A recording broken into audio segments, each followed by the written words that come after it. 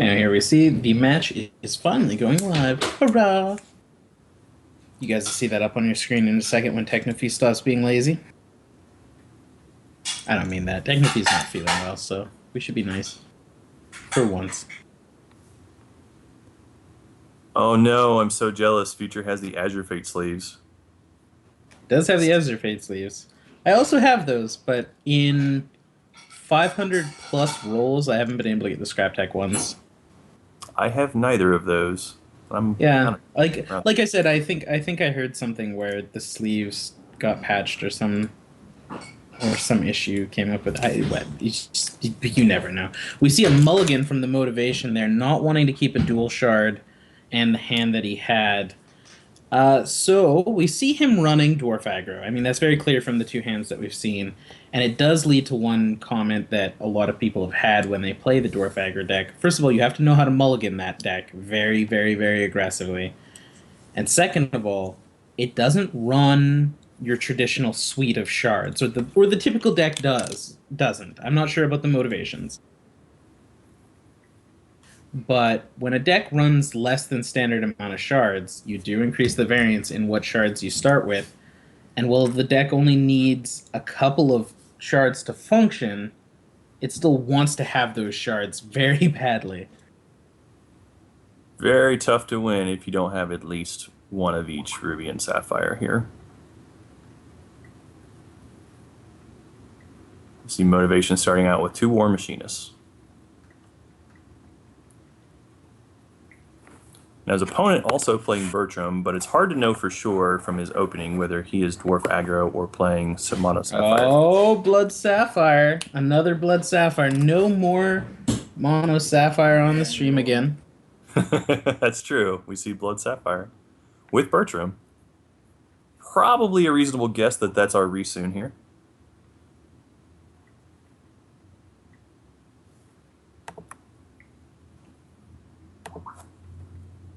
Unfortunately, Motivation still misses on his shard, so he's still stuck on one. Just attacks in with the two War Machinists.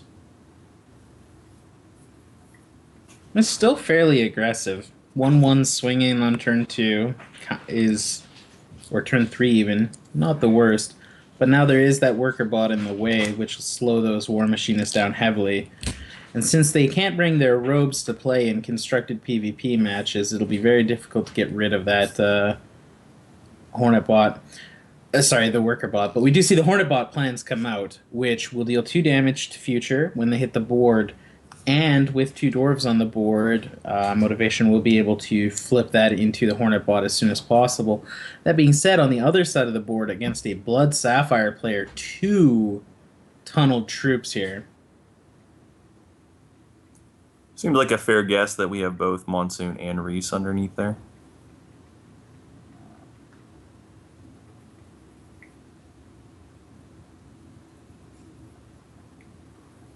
We do see the Hornet bot get activated. Motivation clearly frustrated, missing that second shard yet again. Yeah, a Sapphire would be crazy for him here, allowing him to drop down those double Gearsmith, like the double Gearsmith hunt for more situation. You see the murder taking care of one of the War Machinists. Future just trying to clear the board up, take as little damage as possible. Two tunnel troops on high amount of counters here. It's not normal to see a 3-cost removal used on a 1-drop, but in this matchup, there's not a lot of great targets for Murder, and War Machinist is probably one of the better ones. Yeah, and I mean, it saved Future a point of damage, or it would have saved Future a point of damage here. We see the counter magic stop the Electroid. This just slows down basically everything the Motivation's trying to do. And then we also see a peek from Future, which will allow him to dig through 2 cards here. Peek, kind of an interesting card to see in a dual shard Sapphire deck. I've always felt that if I'm peaking for at least 4, I'm pretty happy with it. If I'm peaking for 2 or less, it's usually because I want to get a shard. If you're peaking for 2 or less, isn't it just essentially a... arcane focus? Um, I think that's the name of the set 3 card, no, right? yeah, that's definitely the card. I suppose that's true. I mean, being two caustic quick is still, yeah, I guess that's true. So we see the Monsoon Surface. It swings here for 5. Nothing the Motivation has can get in the way of it. And this pretty much guarantees that the other card underground is going to be Reese. Uh, or an Excavation Hulk, I suppose. We see we see the Zodiac Divination come out.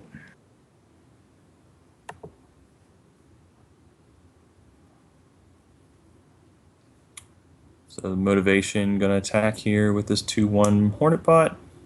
Take future to 9.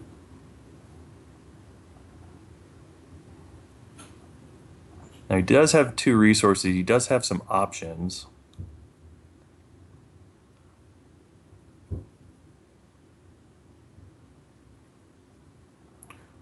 Now with the War Machinist, he's got a pretty good amount of reach. Although it appears that the motivation is not going to play anything here. We do see that future did have Reese after all.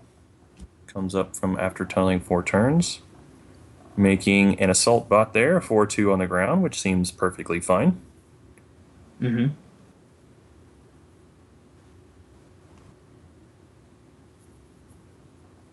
Motivation, doing some quick calculations, decides he is going to go ahead and chump block with the War Machinist.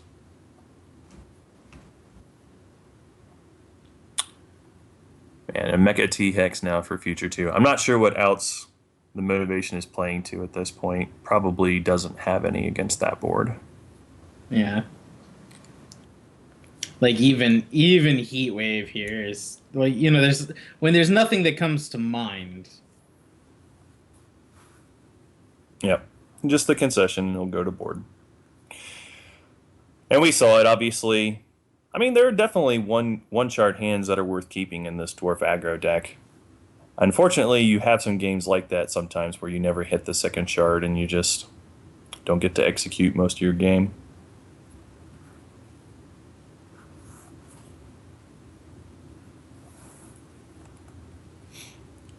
So, Tech, I don't know if you're watching this, but should probably bring that down for a minute. Yeah, he's always on top of that.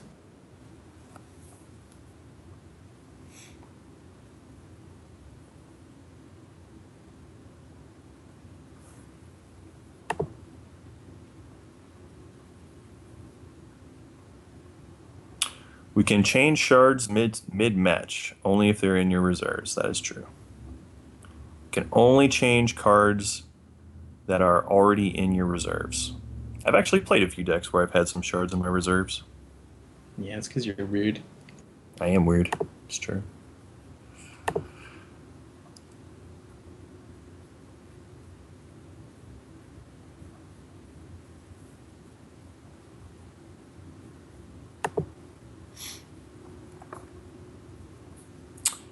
All right, the motivation is done with his reserves now. We'll see game 2. Motivation did lose game 1, so he will get the choice here whether he wants to play or draw. I'm always happy to see how full the Proving Grounds is during these events. That's so true. We see so many people in the Proving Grounds during these events.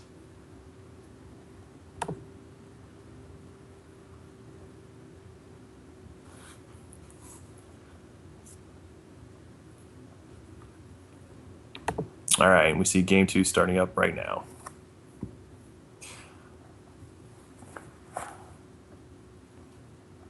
Oh,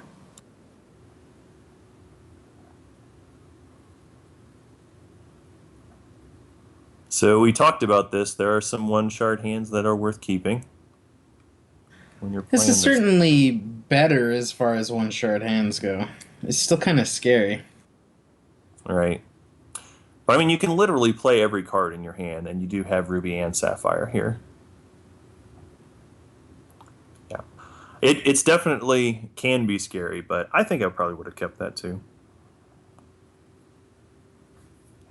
Especially as we've seen on stream, the War Machinist does usually a pretty good amount of damage over the course of a game. I know we've counted up a turn one War Machinist in some of our other games we've seen has been somewhere in the 5 to 10 damage range. It's usually quite a lot. See the Motivation playing both Electroids here, flanking Future for a couple damage and attacking with the Machinist too.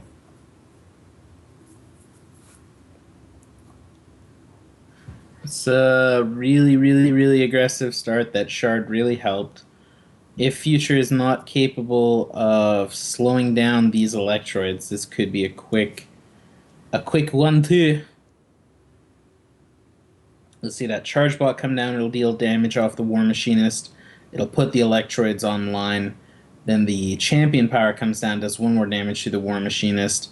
Again, the Electroids being online means that they can swing in here, which also allows the War Machinist to get in there. 7 damage getting through. That's half of what Future has left on turn 2 here. I mean, this is Motivation's turn 3, but Future has only played 2 turns here. Gearsmith can come down and try to find another shard if it needed to. That is a crazy amount of damage. That is a really fast start. Future all the way down to 7 on just the third turn. That being said, Asoro would have changed that board around considerably. Yeah, holding back the Gearsmith there seems good, just in case there would be a Sorrow. Play the Gearsmith, hope to hit another bot. Very fast game, too. That's one of the reasons to play this Dwarf aggro deck. Sometimes you get an insanely fast start, and there's just not much that your opponent can do. Like even if Future had the Sorrow there, I feel like he probably still would have been in some big trouble. And for that matter, we're not even sure if he's playing Sorrow because that is a good card, but not one that every Blood deck plays.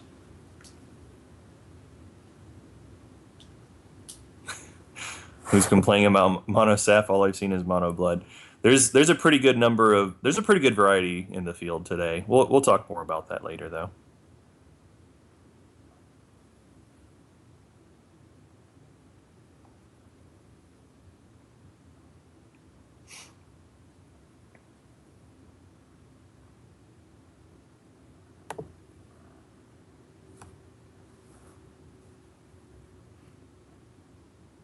All right, and now game 3 is going to start. Future, since he lost the last game, will get to play first here if he chooses. We'll get to do whichever he chooses first.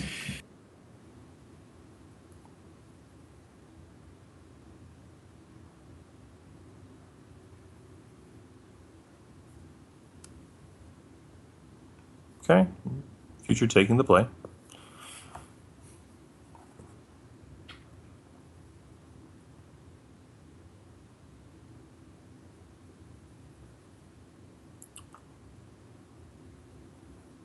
So this hand certainly has all the shards that the Motivation needs, Yeah. but certainly a slower hand than what we've seen from him. Considerably slower than what we've seen here. That being said, when we say slow, you always have to respect the Tectonic Mega Hulk. No matter how slow it is, once it gets out there, it's huge. Yeah, Tectonic Mega Hold is great against the control decks. It's that, yeah, you might be able to board wipe me, but this big 10-10 that's hard to deal with is coming later. And especially for Blood Sapphire, where murder is typically your spot removal choice there.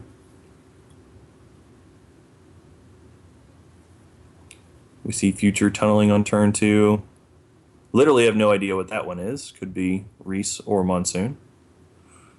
Tunneling, of course, being the ability that allows you to put any troop that has tunneling underground for 2 resources, and as such, every turn they'll get a counter, and once their counters reach the threshold of their tunneling, so in the case of Mega Hulk 15, that troop will surface. That being said, whenever there's a dwarf or a robot on the board, Tectonic Mega Hulk loses X amount of tunneling, so this turn it'll get 1 counter and reduce its tunneling by 2. Right. Just to give a quick explanation of tunneling as things go. We see the Gearsmith hit the board here. More shards. Just shards. But at least he gets those cleared. We see the charge bot go in for 1. No real aggression coming out of Future yet. But as a Sapphire Blood player, now getting to the point where Buccaneers, Time Ripples, counters, extinctions, everything are on the line. Once they survive that first 4 or 5 turns, dealing with the dwarf aggro becomes a little bit easier and a little bit easier. And now here's Jadine Ooh. Jedi's favorite card in the game, That is, in fact, my favorite card in the whole game, Archmage Renlock. and he That is card, on the people board. don't know. He's a 3/3 unique that every time you play an action, he gets to draw you another card. Love that guy. Also, he's a fairly decent body to slow down all these 1/1s.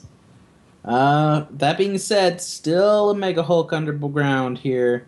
We see the Shard come out on Future's side of the board. At this point, if you're the Sapphire player, you have to start keeping count of when that Mega Hulk might surface. Oh, well, that's spicy. Swings with the Renlock with no resources open, pretty much giving away what is tunneled down there. Right. That's Uh, pretty much looks like a monsoon there. yeah, it's a pretty standard play. I think I think it might have been worth swinging with Renlock before the Vampire King. Might have been a little less or a little more sneaky. Right. We see the resources get out here and the cards necessary to get 2 Terrorbots on the board, which slow down that Vampire King considerably. And now there's enough robots and artifacts on. Oh! That was a Monsoon Gambit. That Renlock swing was a total and utter bluff. Uh, Yep. Future playing both against us and against his opponent there and bluffing the attack. but now the board state actually looking fairly strong for Motivation, who is going to surface that Mega Hulk this turn. Will it get countered? It does not get countered, and that's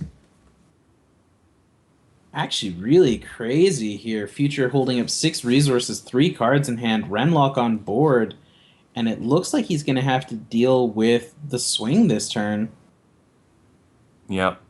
The only question for motivation really is, does he attack with everybody or is he just going to attack with the big? Yeah, okay. He's just going to attack with the bigger troops here.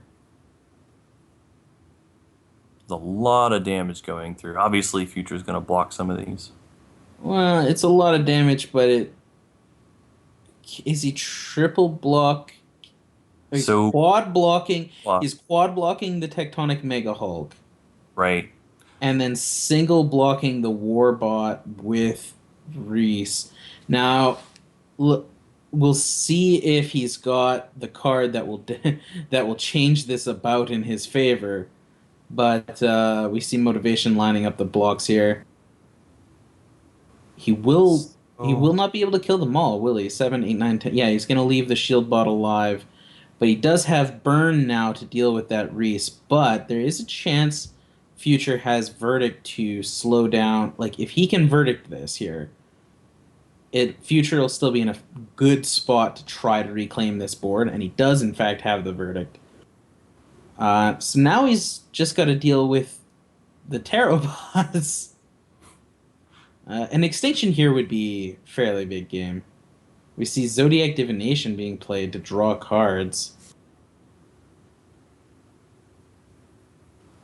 Hmm.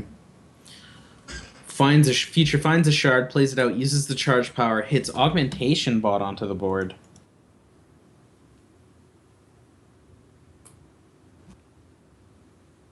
We saw that Augmentation Bot do work earlier, but it's not in the best spot here yet.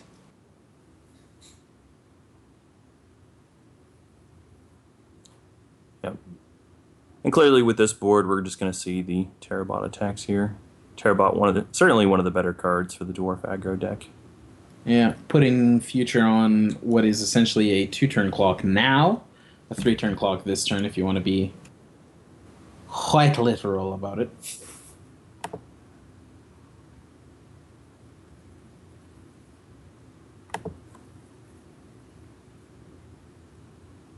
Future with a bunch of shards. Once again, Extinction probably wins this game for Future, and here we see the Extinction come down. No swings first. which is interesting because he could have snuck some damage through there.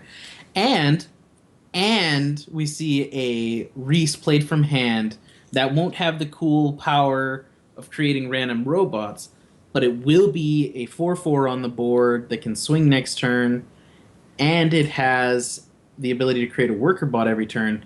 And every worker bot that it creates is just another slow, progressive increase of board state for future at this point, because the dwarf deck doesn't really have a fantastic way of dealing with a ton of X1s on the ground. I mean, aside from going overhead with tarot bots, but we see two of those are gone now. Right. Yeah, the reach that you're going to need from the motivation. I mean, the Hornet bot is okay, but it's not going to win the race here, especially without having any robots at all yet to get this started. We actually see him sacrifice off that Hex Geode for the charge, which could have bit him in the backside if he had drawn a Construct Foreman or some such here. But we already see two worker bots on the ground. The Hornet bot is not going to be a Hornet bot in time. Right. He's just a couple turns too slow here. By future, and it should be noted, future just playing the hard cast Reese just to have a 4/4 is what may end up winning this game for him. Yeah. The worker bot being built, the stinger and wings being manufactured, but the body still in the shop. We see, it's crazy to see this. Motivation is playing a deck that has Right. so few shards, but he's at 7 resources. He's actually kind of close to being able to play that Mega Hulk onto the board. Has to do what he just did. He has to tunnel that troop here and hope that it gets online soon enough, because its crush might be enough to make the worker bot blocks bad. Future does no. We haven't seen any cards that use worker bots. The use of worker bots isn't necessarily what Reese is there for. The worker bots are just fantastic defense in this case. So we see Right. motivation throwing the worker bot in front of Reese here, and then correcting that visual glitch on the Hornet bot. Thank you very much. And now he can. That might be good for him here. Now he's got the Hornet bot. Mm-hmm. Oh, and we see the Curse of Oblivion to take care of the one last Tarot bot. But this Tarot bot hits the board, and that's a 3/5 that can block Reese. Yeah, this is really the best thing, other than like Gearsmith into Terabot, that motivation could have drawn. Just getting more big flyers is really what he needed here.